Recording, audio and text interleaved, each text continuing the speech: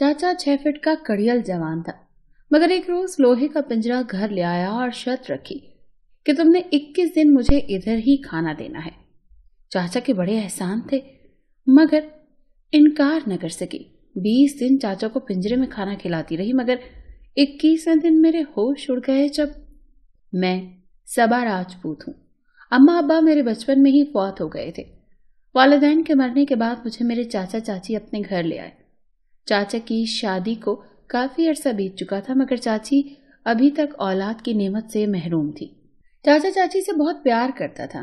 चाची थी भी बहुत खूबसूरत। जब डॉक्टर ने इंकशाफ किया कि चाची कभी माँ नहीं बन सकती, तो चाचा ने चाची को तसल्ली दी और जिंदगी भर दूसरी शादी ना करने का यकीन दिलाया। वो कहते थे कि अगर अल्लाह ने मेरे नसीब में औलाद लिखी होगी तो वो चाची के जरिए ही मिल जाएगी। इसीलिए जब मैं उन दोनों की जिंदगी में आई तो वो मेरे आने से बहुत खुश हो गए। औलाद की नेमत को तरसे हुए चाचा चाची ने मुझे अपनी बेटी बना लिया। मैंने भी चाचा चाची को अपना माँ बाप मान लिया, क्योंकि उन्होंने मुझे मेरे वालिदैन की तरह ही मोहब्बत दी। चाचा के साथ तो मेरा खून का रिश्ता था, इसीलिए वो मुझसे प्यार करते थे, लेकिन चाची तो पराई थी। मगर इसके बावजूद भी वो बिल्कुल मुझे अपनी बेटी की तरह प्यार करती थी। वो मेरी हर फरमाइश पूरी कर देती थी। मैं अक्सर सोचती थी कि अगर आज मेरी माँ जिंदा होती तो वो भी मुझे ऐसे ही प्यार देती। मेरी सहेलियां जब भी घर आती हैं तो उन्हें इस बात पर यकीन नहीं आता था कि चाची मेरी सगी माँ नहीं बल्कि मेरे चाचा की बीवी है। मुझे लगता था मैं बहुत खुशकिस्मत हूँ कि मुझे इतनी प्यार करने वाली चाची मिली, लेकिन इस प्यार को किसी की नजर लग गई। कभी सोचा ना था कि ऐसा होगा। एक दिन अचानक चाची की तबीयत खराब हो गई। उनके सीने में शदीद दर्द होने लगा। चाचा को पता चला तो फौरन उसे करीब के एक अस्पताल में ले गए। शाम तक चाची अस्पताल रही। रात को तबीयत कुछ ठीक हुई तो डॉक्टर ने मुआयने के बाद कुछ दवाएं लिख दी। मैं उन दिनों कॉलेज में पढ़ती थी। चाची की तबीयत को देखते हुए मैंने कुछ दिन कॉलेज से छुट्टी ले ली और चाची की तीमारदारी करने लग गई। चाचा भी मेरे साथ मिलकर घर के सारे काम करवाते। उन्होंने चाची को बेड से पांव भी नीचे नहीं उतारने दिया। मैं दिन ब दिन चाचा से बहुत मुतासिर होने लगी, जो सच में दिल से चाची से मोहब्बत करते थे। कुछ दिन मुकम्मल बेड रेस्ट करने और दवाइयाँ खाने से चाची बिल्कुल सेहतयाब हो गई, मगर हमने उन्हें किसी भी काम को हाथ लगाने नहीं दिया और चाची से कहा कि तुम चंद दिन और आराम कर लो ताकि तुम्हारी सेहत और अच्छी हो जाए। इस दौरान मैं भी बेफिक्र होकर कॉलेज जाने लगी। एक रात अचानक मेरे कमरे का दरवाजा खुला। मैं घबरा कर उठी तो सामने चाचा खड़े थे। पहले तो मैं हैरान रह गई, क्योंकि आज तक चाचा रात के वक्त कभी मेरे कमरे में ऐसे नहीं आए थे। मगर चाचा के चेहरे पर परेशानी को भांपते हुए दुआ करने लगी कि खैर हो। चाचा मेरा बाजू पकड़कर अपने कमरे में ले गए। बेड पर चाची नींद बेहोश पड़ी थी। मैंने घबराकर चाची को हिलाया और पूछा, चाची चाची क्या हुआ आपको? मैंने जल्दी से पानी का गिलास लाकर चाची के मुंह से लगाया। चाची कुछ बोलना चाहती थी मगर कह नहीं पा रही थी। मैंने चाचा से कहा कि आप जल्दी से किसी डॉक्टर को बुला लाएं। चाचा डॉक्टर को बुलाने जाने लगा तो चाची ने चाचा का हाथ पकड़कर रोक लिया। चाचा इस कदर परेशान था कि उसको कुछ समझ नहीं आ रही थी कि क्या करे। मैंने भागकर पड़ोसियों का दरवाजा खटखटाया और उन्हें सारी सूरत हाल बताई। उन्होंने जल्दी से एम्बुलेंस का बंदोबस्त किया और हम लोग चाची को लेकर अस्पताल चल पड़े। मगर शायद चाची का साथ छोड़ने का वक्त आ चुका था। अस्पताल तक पहुंचते पहुंचते चाची ने दम तोड़ दिया। डॉक्टर ने चेक किया तो कहा कि इन्हें हार्ट अटैक हुआ है। यूं पलक झपकते में चाची हमको रोता धोता छोड़कर अल्लाह को प्यारी हो गई। घर वापस पहुंचे तो चाचा सारी रात चारपाई से लगकर बैठे रहे। चाची के बिना तो सच में हमारी जिंदगी अधूरी थी, क्योंकि हम तो चाची के बिना कुछ भी नहीं थे। हमें तो ये तक नहीं पता था कि चाची ये घर कैसे चला रही थी और घर की कौन सी चीज कहाँ रखी थी। इसीलिए मैं और चाचा अपनी इस बेबसी पर रो पड़े। उस दिन मैंने पहली बार अपने रब से शिकवा किया कि उसने एक बार फिर मुझे यतीम कर दिया। मुझे इस इतने बड़े धचके से निकलने में कई महीने लग गए। चाची के मरने के बाद सारे घर का निजाम दरहम बरहम हो गया था, क्योंकि चाचा चाची से इतना प्यार करते थे कि वो बिल्कुल जीना भूल गए थे। मैं भी उदास थी, क्योंकि दूसरी बार मेरी माँ मर गई थी। मुझसे ज्यादा बदकिस्मत कौन था? लेकिन मुझे चाचा के लिए खुद को संभालना पड़ा, क्योंकि वो चाची के जाने के बाद बिल्कुल पागल से हो गए थे। मैंने कॉलेज छोड़ दिया और घर बैठ गई, क्योंकि चाची के जाने के बाद मेरे चाचा को किसी बात का होश नहीं रहता था। वो अक्सर अब घर से बाहर रहने लगे थे। मैं सारा दिन घर पर अकेली चाची को याद करती। फिर एक दिन मोहल्ले वाले चाचा को पकड़ कर लाए और मुझसे कहा कि मैं इसे घर से बाहर ना निकलने दूं। میں نے محلے والوں سے اس کی وجہ پوچھی تو کہنے لگے تمہارا چاچا پاگل ہو گیا ہے، یہ سارا دن قبرستان میں پڑا رہتا ہے اور یہ اپنی بیوی کے پیار میں اتنا دیوانہ ہو چکا ہے کہ اس کی قبر پر جا کر اسے باہر نکالنے کی کوشش کرتا ہے۔ یہ سن کر میں نے چاچا کی طرف دیکھا تو چاچا کا حلیہ دیکھ کر ڈر گئی، کیونکہ واقعی ایسا لگ رہا تھا کہ چاچا سارا دن مٹی میں بیٹھے رہے ہیں۔ چاچا کے بال بڑھ چکے تھے اور ناخنوں میں بھی مٹی جمی ہوئی تھی۔ یہ دیکھ کر میں چاچا کو اپنے کمرے میں لے گئی اور انہیں دیر تک سمجھاتی رہی۔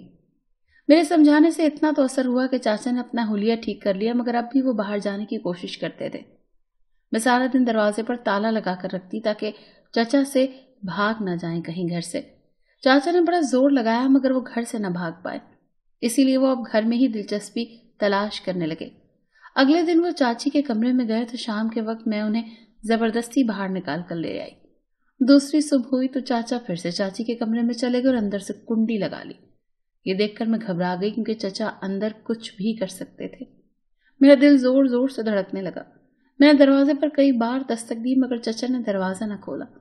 میں نے سوچا کہ کسی محلے والے کو بلا لیتی ہوں، مگر یہ سوچ کر میں کسی کے گھر نہ گئی کہ میں گھر میں اکیلی ہوں، کسی کی نظر کا کیا پتا کب میلی ہو جائے تو پھر میرا کیا بنے گا۔ سو میں نے خود سے ہمت کی اور ایک بار پھر سے چاچی کے کمرے کے پاس آ گئی اور ان کی کھڑکی چیک کی۔ میں نے کمرے کی کھڑکی پر ہاتھ رکھا تو وہ کھلی ہوئی تھی۔ کھڑکی کے راستے میں نے دیکھا کہ چاچا بڑے آرام سے بستر پر سوئے ہوئے تھے۔ یہ دیکھ کر میں نے شکر ادا کیا اور اپنے کمرے میں جا کر سو گئی۔ اگلی صبح بھی چاچا اپنے کمرے میں ہی تھے۔ میں نے کھانا بنا کر کھڑکی کے ذریعے چاچا کو پکڑا دیا اور تاکید کی کہ کھانا ضرور کھا لیں۔ چاچا کبھی کھانا کھا لیتے تھے اور کبھی کھانا ویسے کا ویسا پڑا رہتا تھا۔ اس دن کے بعد چچا اس کمرے سے باہر نہیں نکلے۔ مجھے بھی سکون تھا کہ اب چچا نے باہر جانے کا خیال دل سے نکال دیا ہے، لیکن اس کے باوجود میں اکثر رات کے وقت اٹھ کر چچا کو دیکھ لیتی تھی تاکہ کہیں وہ گھر سے بھاگ نہ جائے۔ ایک رات میں نیند سے جاگی تو میں نے دیکھا کہ چچا چاچی کے کمرے کے باہر کوئی ٹہل رہا ہے۔ یہ دیکھ کر میں خوفزدہ ہو گئی کیونکہ میں چاچا کے ہوتے ہوئے بھی گھر میں اکیلی تھی۔ چچا سے مجھے کسی چیز کی امید نہیں تھی، اسی لیے میں خود ہی ہمت کر کے آگے بڑھی۔ میں نے سوچا کہ شاید وہ کوئی چور ڈاکو ہو، اسی لیے میں نے فریج کے اوپر رکھی ہوئی چھری اٹھا لی، مگر جب میں باہر نکلی میں نے دیکھا وہ کوئی عورت تھی جو باہر برآمدے میں ٹہل رہی تھی۔ یہ دیکھ کر تو ڈر کے مارے میری ٹانگیں کانپنے لگی۔ چاند کی ہلکی ہلکی روشنی میں نے اسے آواز دی کہ کون ہے؟ میری بات سن کر وہ عورت پلٹی اور جو ہی میں نے اسے دیکھا خوف کے مارے میری چیخ نکل گئی، کیونکہ سامنے ہی چاچی کھڑی تھی اور اس نے وہی موتیوں والا سوٹ پہنا ہوا تھا جو اس پر بہت اچھا لگتا تھا۔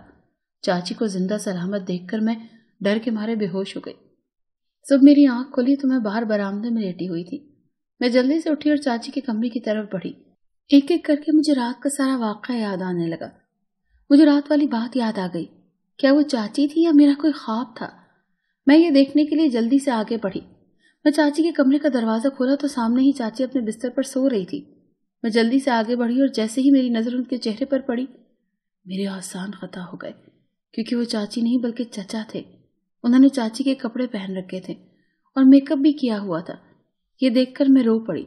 مجھے روتا دیکھ کر چچا اٹھ کر میری طرف آئے۔ چچا، تم میرا آخری سہارا ہو، ہوش سے کام لو، ایسی حرکتیں مت کرو ورنہ میں پاگل ہو جاؤں گی۔ چاچی مر چکی ہے، وہ کبھی زندہ نہیں ہو سکتی۔ میری بات سن کر چچا غصے میں آ گئے اور کہا کہ تم جھوٹ بول رہی ہو، تمہاری چاچی زندہ ہے اور دیکھنا وہ ایک دن جلد گھر آ جائے گی۔ یہ سن کر میں باہر آ گئی اور سوچنے لگی کہ کیا واقعی چچا پاگل ہو چکا ہے۔ اس دن میں اتنی پریشان تھی کہ میں دروازہ بند کرنا ہی بھول گئی اور اس دن چچا باہر نکل گئے۔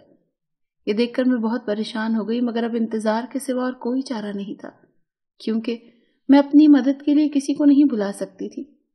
میں سارا دن انتظار کرتی رہی اور تھک ہار کر دروازہ بند کر کے سو گئی۔ چچا اگلے دن واپس آ گئے۔ میں نے خدا کا شکر ادا کیا کہ چچا واپس آ گئے تھے، مگر حیران کن طور پر وہ اس دن کے بعد بالکل ٹھیک ہو گئے تھے۔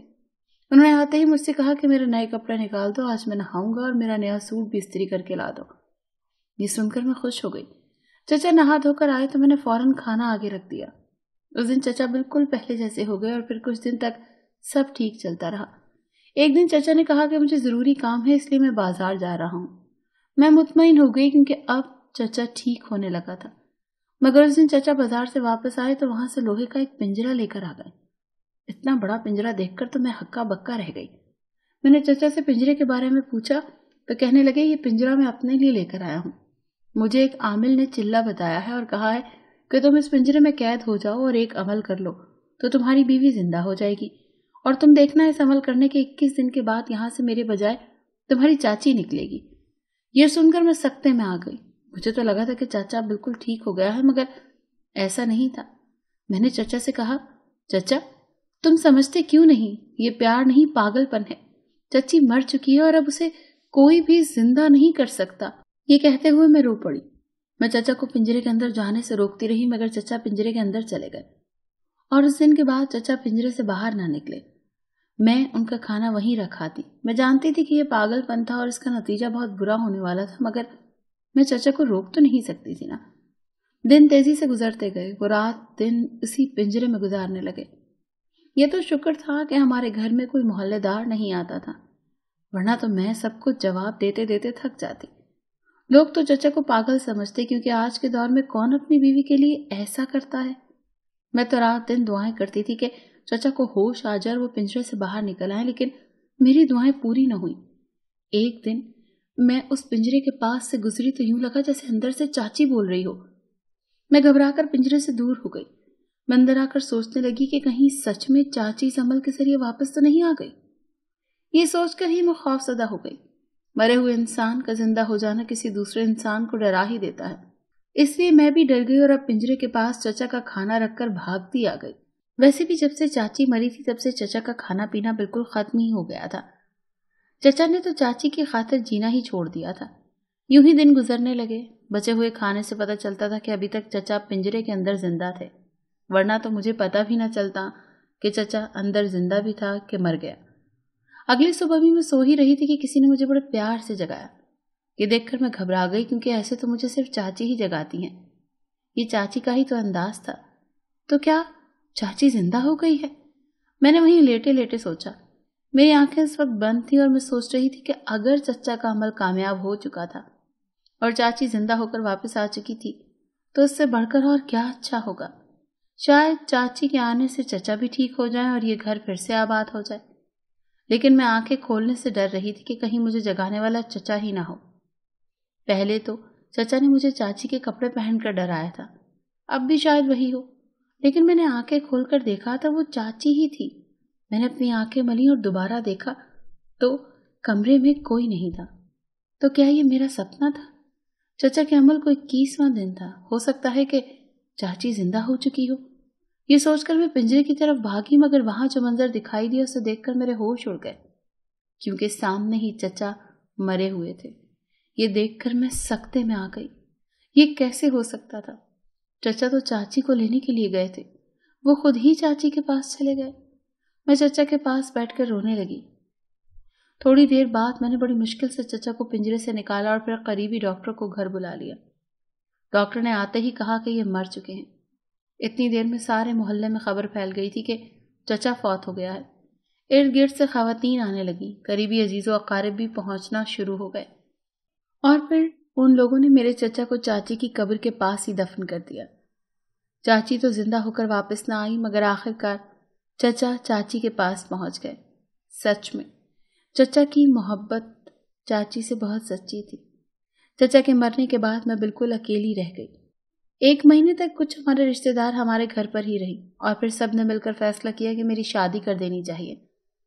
خاندان میں سے ہی میرے لیے ایک لڑکے کا انتخاب کیا گیا۔